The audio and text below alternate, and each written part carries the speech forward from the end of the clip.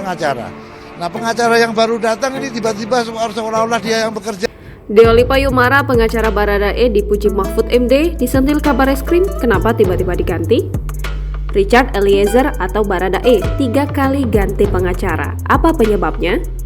Deoli Payumara dan Muhammad Burhanuddin yang belum sepekan menjadi pengacara Baradae kini kuasanya dicabut.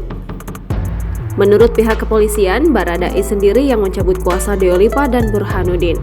Pencabutan kuasa itu tertuang dalam surat yang diketik dengan bubuhan materai dan tanda tangan Eliezer terhitung tanggal 10 Agustus 2022. Pencabutan kuasa ini terkesan tiba-tiba, padahal Deolipa dan Burhanuddin sedianya mendapat respon positif dari publik.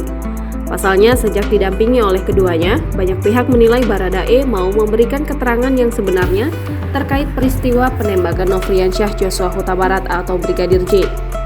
Deolipa dan Burhanuddin mendampingi Baradae terhitung sejak 6 Agustus 2022, hampir 1 bulan setelah kasus ini berjalan. Saat itu, Baradae baru 3 hari ditetapkan sebagai tersangka kasus pembunuhan Brigadir J. Pada Sabtu 6 Agustus 2022, Deolipa mengaku mendapat telepon dari Badan Reserse Kriminal Polri untuk diminta kesediaannya menjadi pengacara Baradae. Sebab pengacara Baradae terdahulu mengundurkan diri. Pada pertemuan pertama Deolipa dan Burhanuddin dengan kliennya, Eliezer bersedia mengungkapkan detail peristiwa penembakan Brigadir J yang terjadi di rumah Irjen Verdi Sambo pada Jumat 8 Juli 2022. Saat itu Baradae membuat pengakuan yang amat berbeda dari penuturan sebelumnya.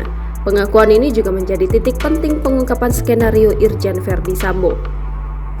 3 hari pasca pengakuan Eliezer, polisi menetapkan Irjen Verdi Sambo sebagai tersangka pembunuhan berencana Brigadir J.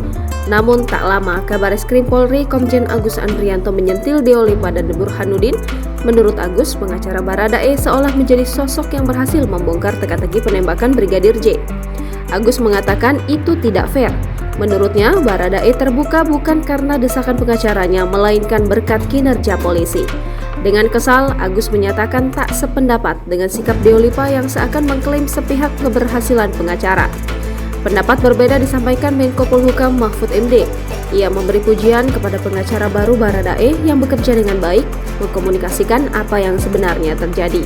Deolipa pun sempat mengakui bahwa dirinya mendapat banyak tekanan saat menjalani tugasnya sebagai pendamping hukum Baradae. Dia mengaku diminta oleh sejumlah pihak untuk mundur menjadi kuasa hukum Eliezer. Deolipa heran, dirinya masih mendapat tekanan, padahal dirinya bukan pengacara swasta, melainkan ditugaskan oleh Bareskrim Polri. Deolipa mengatakan teror dan tekanan terhadap dirinya sudah sangat mengganggu. Namun kala itu dia bilang tak akan menyerah untuk mendampingi kliennya. Atas teror tersebut, Deolipa bahkan meminta tolong Presiden Jokowi dan Menteri Polhukam Mahfud MD untuk melindungi dirinya. Pada saat dia akan dilakukan pemeriksaan, dia harus kita siapkan pengacara. Nah, pengacara yang baru datang ini tiba-tiba seolah-olah dia yang bekerja, sampaikan informasi kepada publik, kan tidak fair itu.